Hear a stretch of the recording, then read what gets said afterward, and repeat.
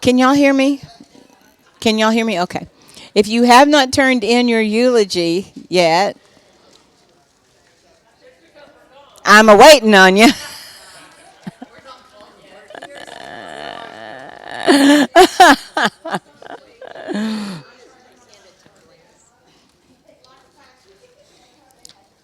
Mmm, Joseph Ronka. Joseph.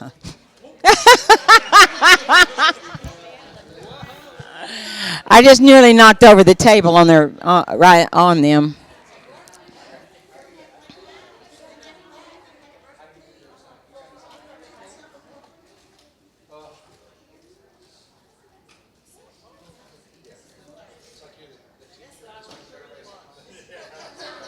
No, I like it that people are talking.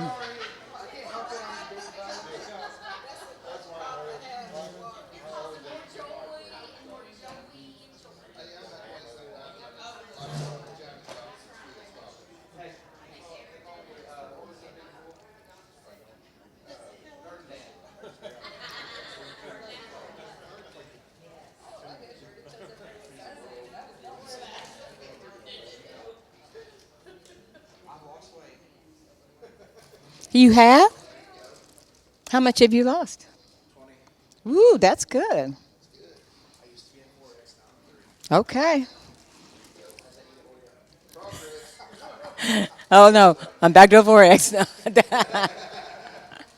That's the bad thing of when you are having faced a life of it my whole life. It's like you lose weight and then you eat something and it feels like you've gained 10 pounds. It does. You're like, you know. Anyway, I won't go through the sagas of that. Hallelujah. You don't have notes tonight for a couple of reasons.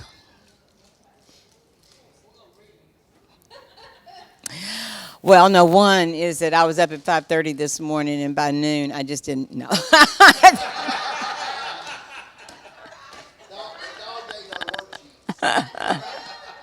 No, no, huh?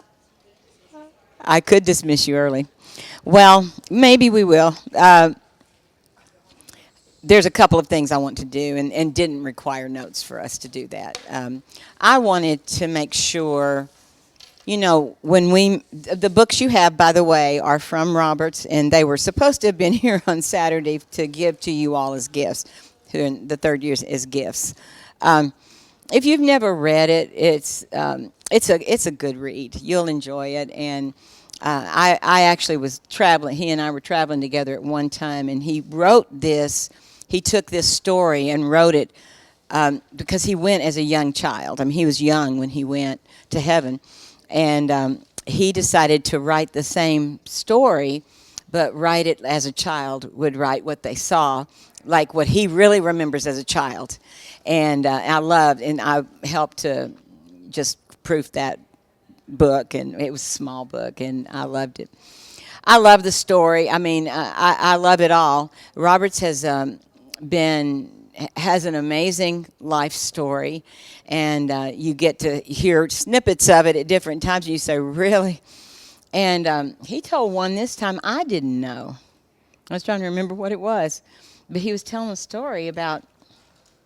I don't know. I'll remember it maybe in a little bit, but I had never heard that story, and there aren't many of his stories I haven't heard.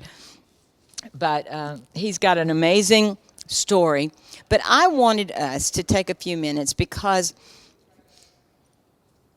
it would be a shame to have been in the presence of God the way we were on Saturday and not really process that and know what it was that happened. Too oftentimes things happen that and we have good services or we have the presence of God is really strong, but we really don't know what was the bigger picture.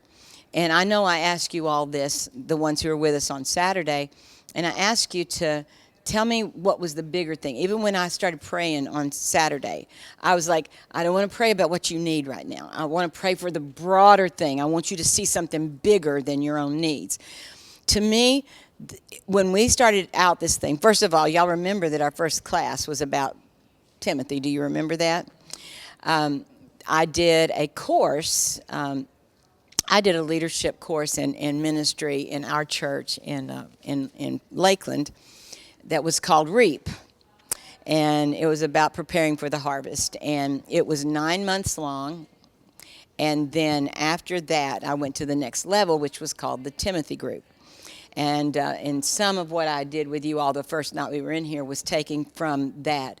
Because I know that just being a disciple, while it's number one, if that's all we do is remain a disciple and we don't grow into sonship, into relationship with God, that we've missed the mark.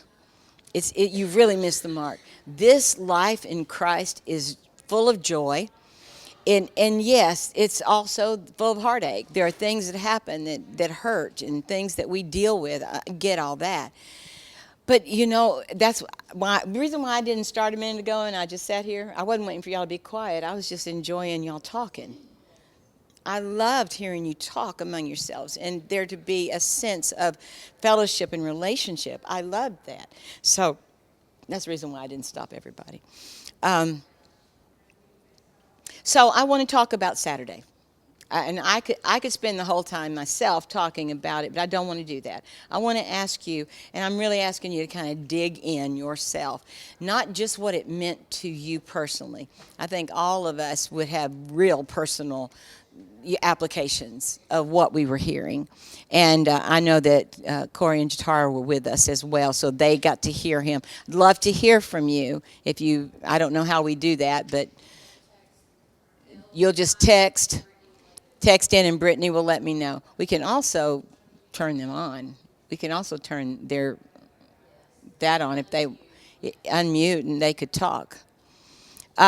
So, I can call on you or somebody needs to jump out here. I want to know when you left out of there, and really we had twice with him, but when you left out of that service on Saturday morning, and for those of us who had the privilege to go on to Sunday morning as well, I'm going to say Saturday morning and Sunday morning. What did you leave? What was left in you? How did you respond to it? What did it mean to you? Those two services.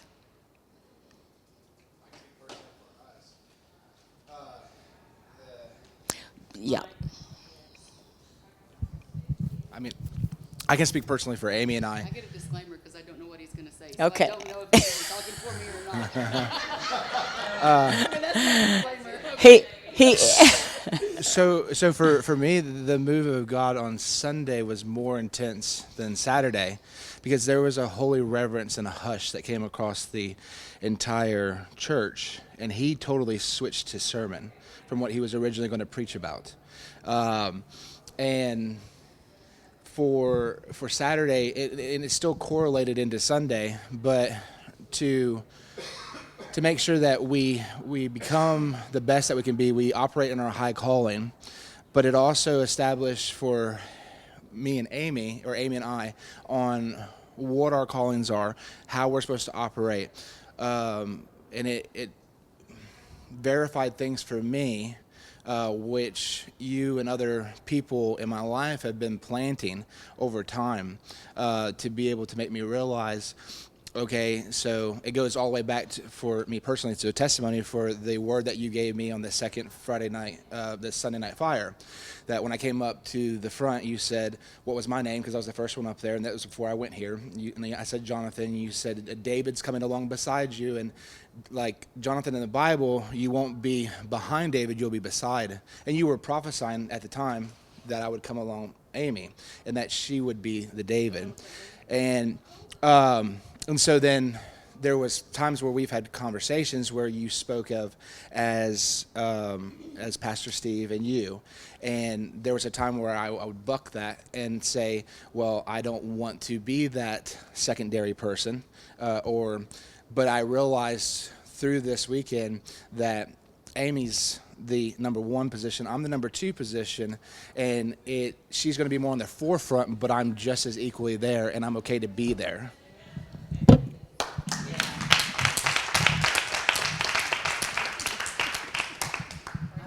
Drop the mic and leave.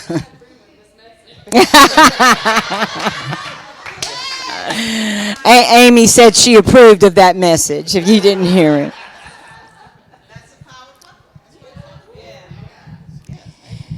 Yes, it is. It is a power couple, because, that's why I wanted to make the point, because so oftentimes you hear that terminology, and he says it a lot because it's a revelation that God has given him for this season, and you see the power couple, and you always think of it this way. Without that, why I said what I said is you always think of, okay, so the man's going to have a great supporter. That's like the first thing that's thought, rather than understand that you are partnering together. And it's not about, and when you say she's number one, you're number two, I don't even like that phraseology, but the reality, not against you, I'm just saying the kind of thinking there is probably not the way I really think of things. I never saw myself as number one and my husband as number two. I saw us both as one. We were both ones. And yeah. On the callings and the positioning of the callings, is that she will be more in the forefront, is what you said. Yes. Yeah, and so you're bringing up this apostle and prophet. So I'm going to ask the question, and I'm going to shut up and listen to y'all. But he said the apostle is number one and the prophet is number two. What did that mean to you?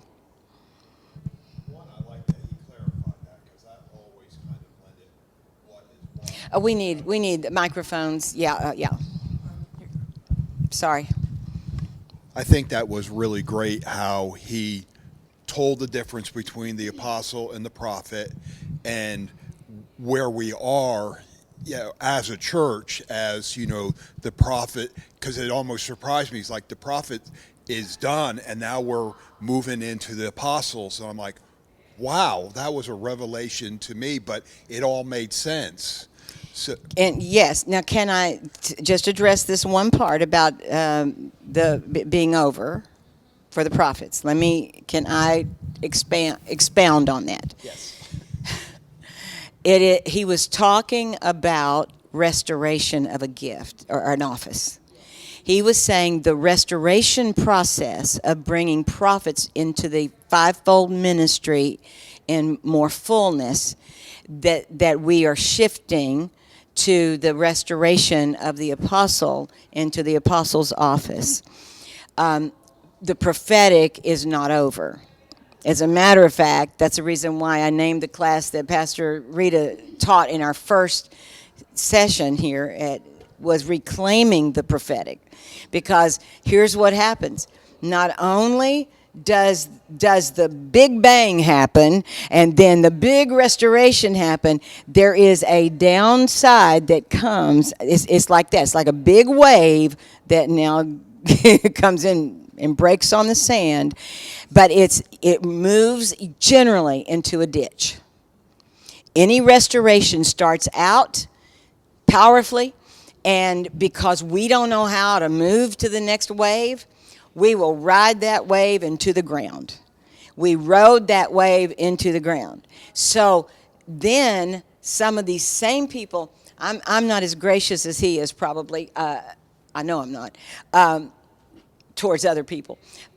Because some of those same people, even people he named, were on the forefront, and God used them powerfully, but they didn't want to let go of the power. And so then they started creating their own ministries, which is their own income producing whatever it was, long past that wave. And they didn't know how to do anything else until now they're trying to jump on the apostolic wave. So now all those that were prophets, famous people that were prophets, they all call themselves apostles now. You will see it. You look now, you'll know what I'm saying. Because they think that's the best. You got to keep reaching higher and higher and higher, but the wave of the restoration is over, but the prophetic's not over. Amen. Yeah, thank you. Yeah, I remember him saying that. Yeah. So yeah, that Yeah, that he makes he sense. didn't spend a lot of time on that, and at the time he was doing, I was like raising my hand, wanting to say, do a little more clarity on that because people will think it's over. We got a question?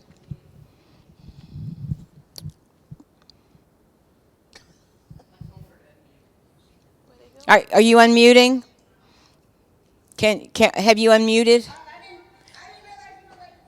Yes, we're ready for you. I think.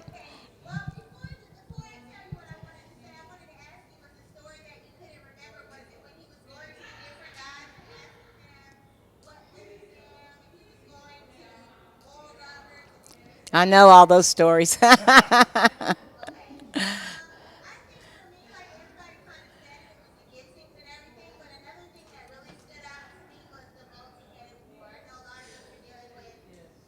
Me too. A multi warhead. He talked about a multi warhead. Yes. Well, when he said, I mean, immediately, what do you think? If you've got a multi warhead weapon coming at you, what do you do?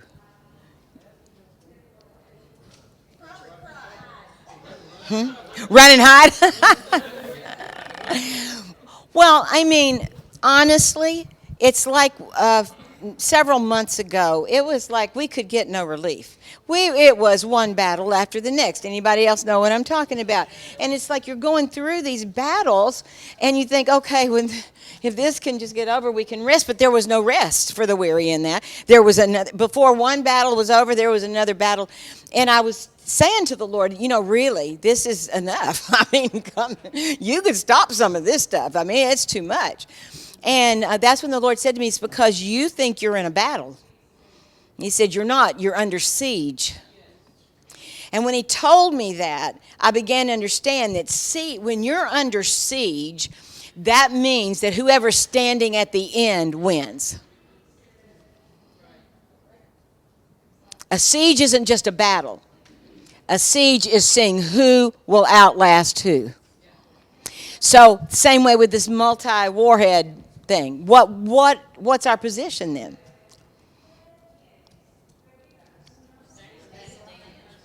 Absolutely stand. Prepare for the worst. Get on the offense. I'm for all of those things. I think the bottom line is you've got to respond like for like.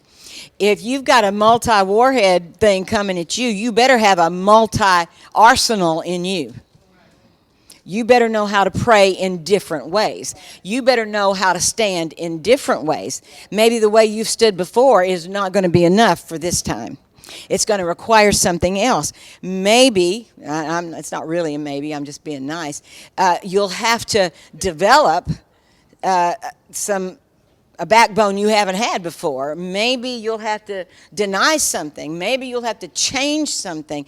But whatever it is, if you've got a multi-warhead coming at you, you better have a multi-arsenal to be able to deal with that. Prayer. Can I tell y'all my favorite moment of the 2 days? Was when he was praying before he preached the second day.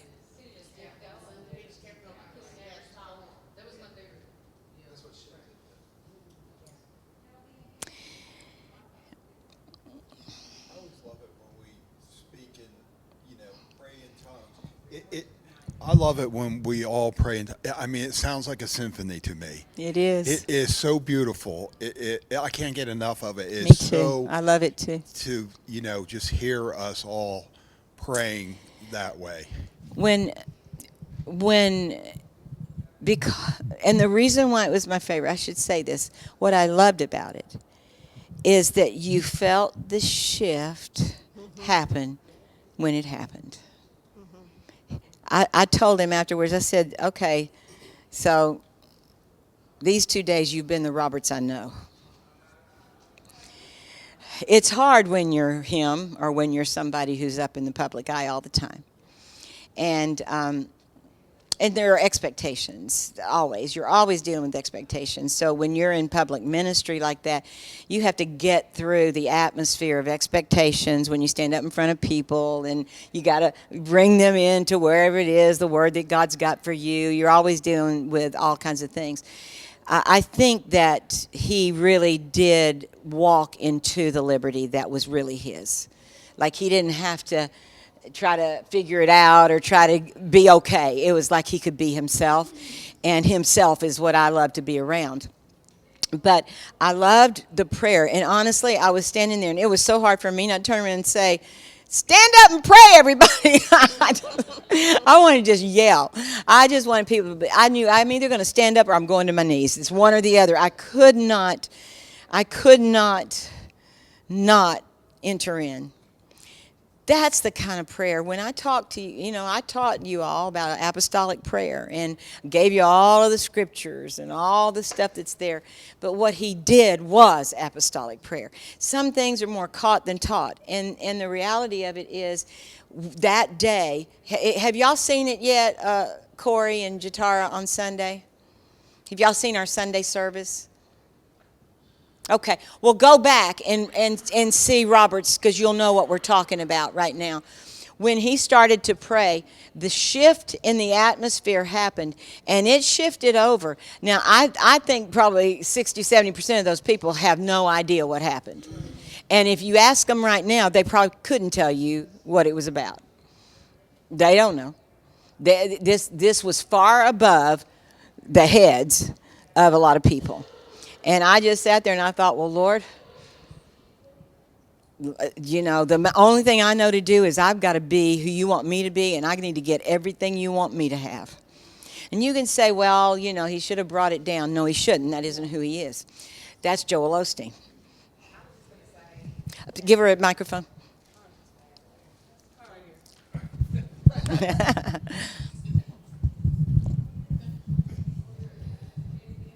I felt like that was my favorite part because he didn't change it for the general population. He let them see what the truth. Yeah. He spoke in tongues almost immediately.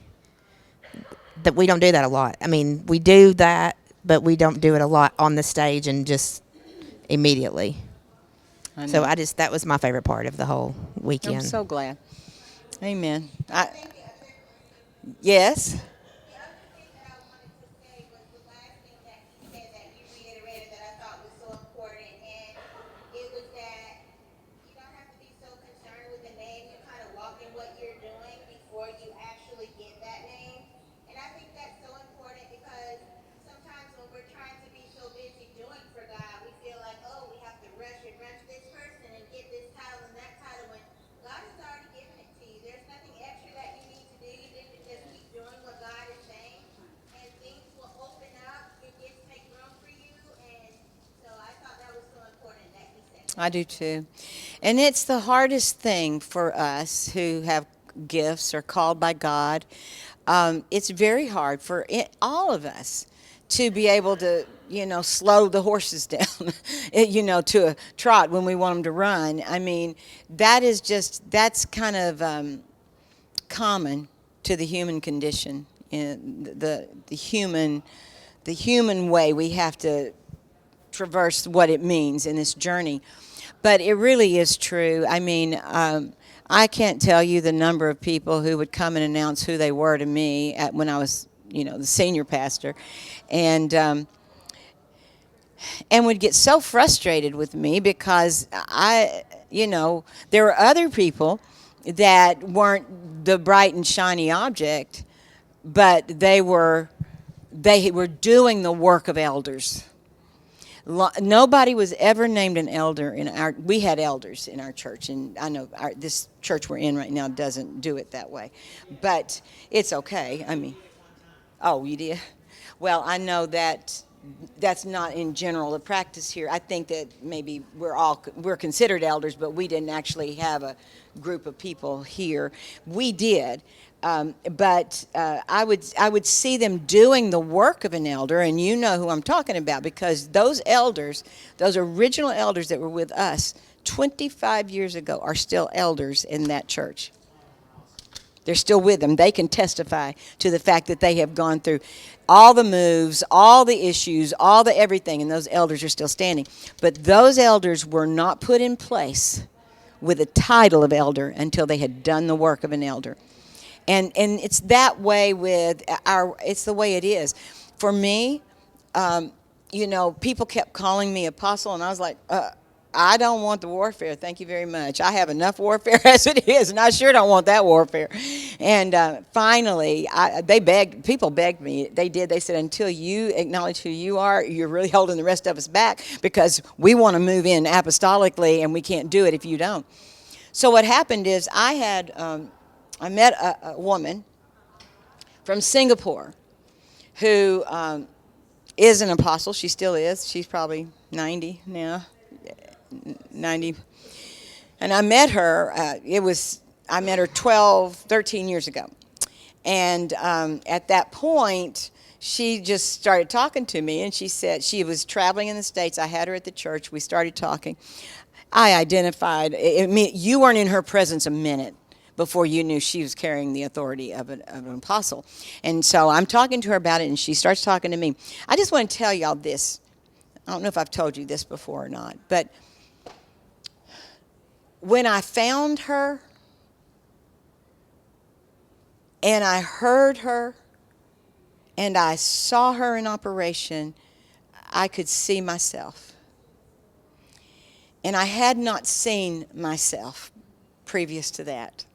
I was a pastor, I was a singer, I did all those things, but then I saw who I was. And this is the honest to goodness truth. I called her, and I said, I just, wherever you are, I just need to come. I need to talk, if you will. She said, absolutely. I'll be in India in 3 days. So Loretta and I got on a airplane, and we flew to India.